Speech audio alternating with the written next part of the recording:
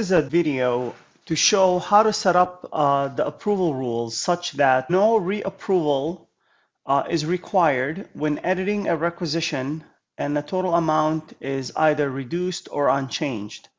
So this will be an edit rule that we will add using a new feature that was just released in Q2 2018, so that you can build this edit rule on a requisition, and when an approver is editing the requisition and they don't touch the total amount, it will not resubmit the requisition, or it will just continue with approval as is without having to require reapproval already.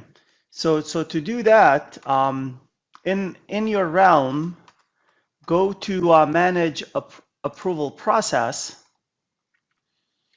and then find the active set, rule set that's there. So this is the active rule set on the requisition. And I'm going to go ahead and begin the editing process. Click on edit and then go to the approvable edit rules.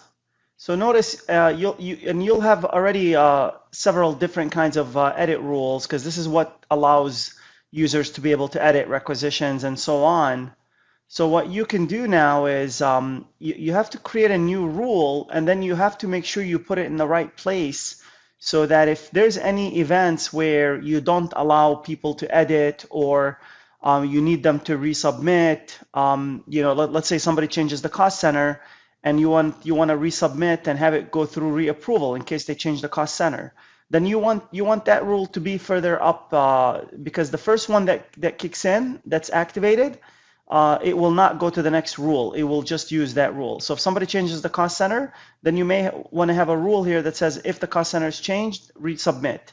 However, if the cost center is unchanged, it will go to the next rule. And this is how you want to align this new one. So I'm going to go ahead and click Create New. And I'm going to just say no reapproval on unchanged total amount. Okay. Put that in the description as well. Okay. And then the condition, this is where we're going to use a predefined condition, and this is where we'll see the new ones that got created for us. And we can see here at least one line item cost is changed, or at least one line item's cost is increased. So you could use these to build, and you could build more than one edit rule. It doesn't have to be that they're all in one. So I'll go ahead and just say, for example, at least one line item's cost is changed, or at least one line item cost is increased. Let's do that. And I can say, and this is an change or amount. So that's an or condition, percent or amount. And what I typically do is I put just a penny.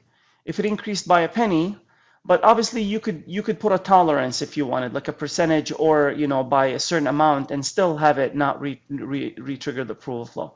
So I'll just say if it increased by a penny.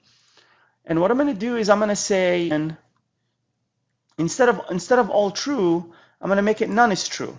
So what I'm basically saying, that as long as the price has not increased, not even by a penny, so that means the total is the same, or it has been reduced, then this will be true. If it's the same or reduced, if somebody edits the lines and reduces, or then the total has not, the cost has not increased on any of the lines.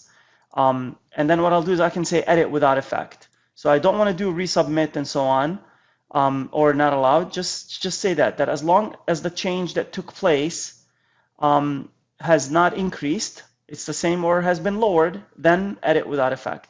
That's it. Just by making this change, and then obviously moving it to the right place. Let's say having it in the right place, and then check in and activate and test it, and it will not require reapproval.